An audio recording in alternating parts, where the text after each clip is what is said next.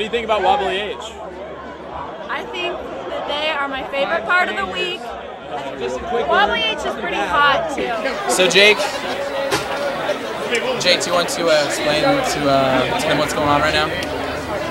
We're drinking before we play music. As Jake put it, this is the most important part of the evening, to take shots. This is the fuel for the evening, as we call it. We're not really this big of luscious. Yes, we are. Are we? Maybe.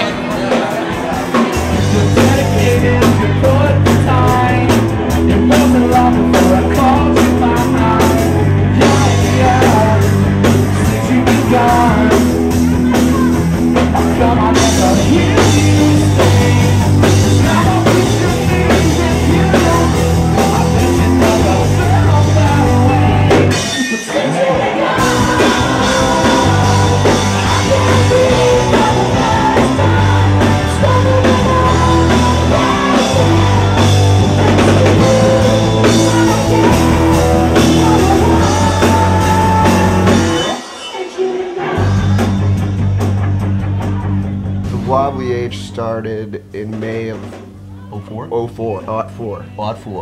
And it started just because one of my buddies was having a birthday party at the Jet Lag and wanted me to put some music together, so I just got a couple of guys and started playing. It originally started with Jason Hubbard and Scott Welch and Jake and myself. Yeah. And we added a keyboard player, Nate Holt, and then Jason, for other reasons, couldn't play anymore, so we got a new drummer, Dash, and then Mike kind of took over. Mike Sabura took over on guitar because Scott had said he wanted to pursue some other things. Yeah, and now he wants back in. Yeah. Really, the Wobbly H is supposed to be on the side. Right. You know, like we'd all rather be doing something that people really respected us for writing and composing ourselves, but... Right. It's hard to get away though from that. It's hard to get away from the... It's like being typecasted. Right, because we're playing in this cover band that plays Love Fool. Yeah.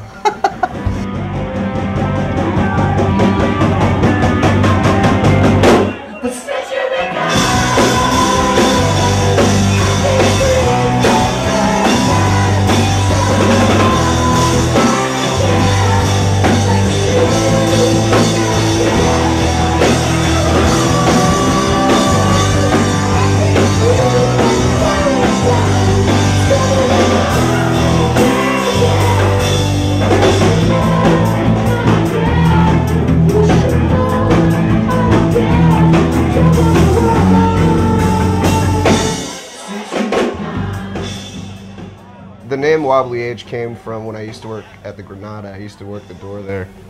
And one of my managers were just sitting around after hours and talking about different names for different sexual positions.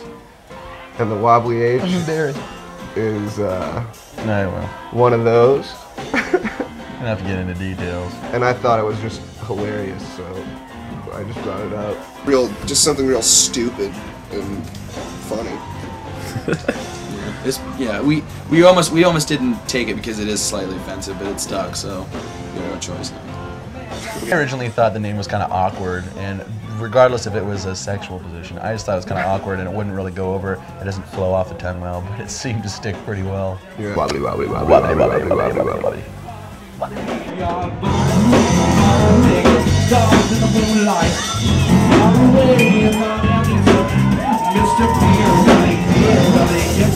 Away from me, you know, I don't find stuff amusing anymore. And if you'll be my bodyguard, I can be alright on my back. I can go ready when you are. A man walks down the street and says, So this is a poster that a friend of ours, Lori Grebe, did for us. She works at the Union. She does some graphic design work and other things of that nature, and she did this kind of as a favor and a surprise and a joke and just a friendly gift, if you will. And here you can see the Wobbly H in full swing. The visual in full Wobbly H, if you will. It's almost like a little raunchy. abrasive. Little raunchy. Yeah. Just a bit. But I mean, it kind of goes with the flow of the whole thing. Just like crazy dancing, cussing, sex, rock. Smoking cigs, eating chili. Yeah. I guarantee 90% of the people that have ever seen us didn't know what a Wobbly H was. Yeah. Now they do. There's a little teat. A little bit of little teat. A little teat. Little teat never hurt nobody. Yeah, but as you can see, it's pretty, It's pretty self-explanatory. yeah. And slightly crude. And kind of disrespectful. Kind of disrespectful. I love the poster's great. The poster's, that's perfect. Perfect. I mean, if you had asked us, describe the Wobbly H to us, it would have been kind of like that. Kind of disrespectful. a little crude. Kind of meaning. A little vulgar. Man walks down the street in a strange world. Maybe it's the third world, maybe it's his first time around. Doesn't speak language, holds no currency. He is a foreign man, he is surrounded by sound. Down in the marketplace, far away in my life. He looks around, his angels in the architecture, screaming in infinity, says amen, hallelujah. We're the drunkest band in town. I guess. I mean, if you really want to get into details, we kind of are the drunkest band in town, only because we get about $300, $400 in free alcohol every Thursday night, and what are you going to do but drink it? Yeah. It's an atmosphere thing. It's an atmosphere, right? It'd be hard not to get real drunk at one of our shows. We play the epitome of frat. I mean, it's frat houses, It's frats and sororities, and all they want to do is get wasted. And their friends. And their friends. We only really play at 2 places, and I don't think we would keep playing at a place if they didn't give us free booze.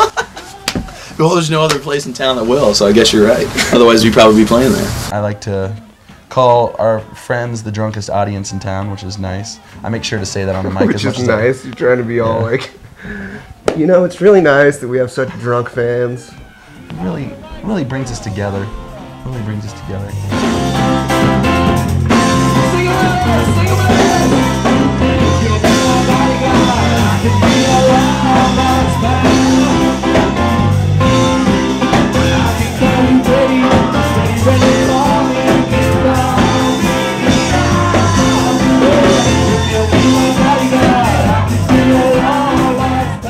Choosing songs it's like the most fun part.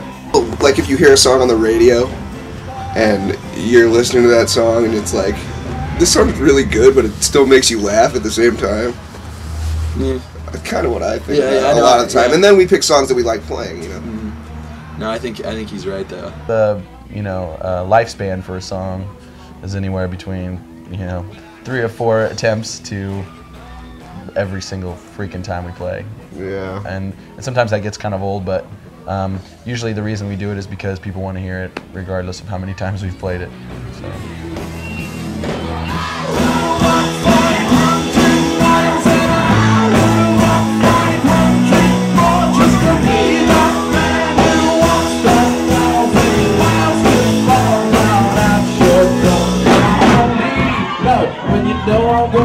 I'm gonna be the man who's lonely out with you. When I've had facts, yeah, that I'm gonna be the man who's lonely there with you.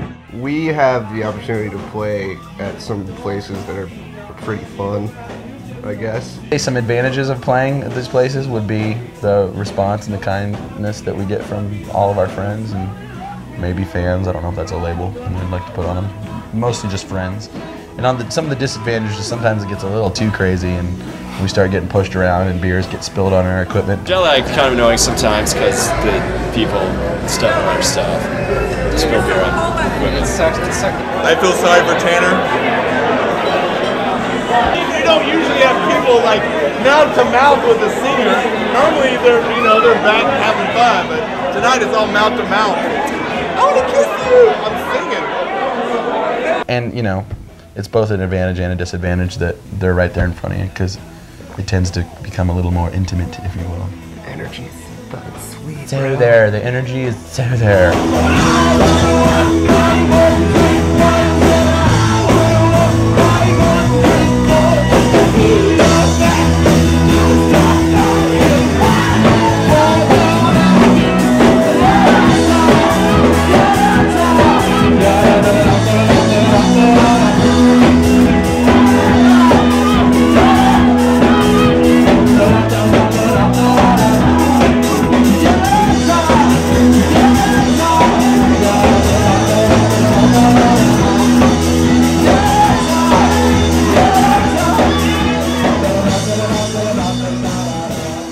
thing I think I enjoy most about playing with the Wobbly H and playing with all these good guys is that we're just friends above everything else. The reason we want to keep playing every week is because it's a good chance for us to hang out as friends and communicate musically on stage and drink a lot of free booze. I want to be remembered as just as a band who provided atmosphere for people, and they're going to carry those memories forever, because I guarantee with all the shit we see going in front of us that we're helping to create some sort of memories. Or destroy them. Or destroy one or the other. Yeah.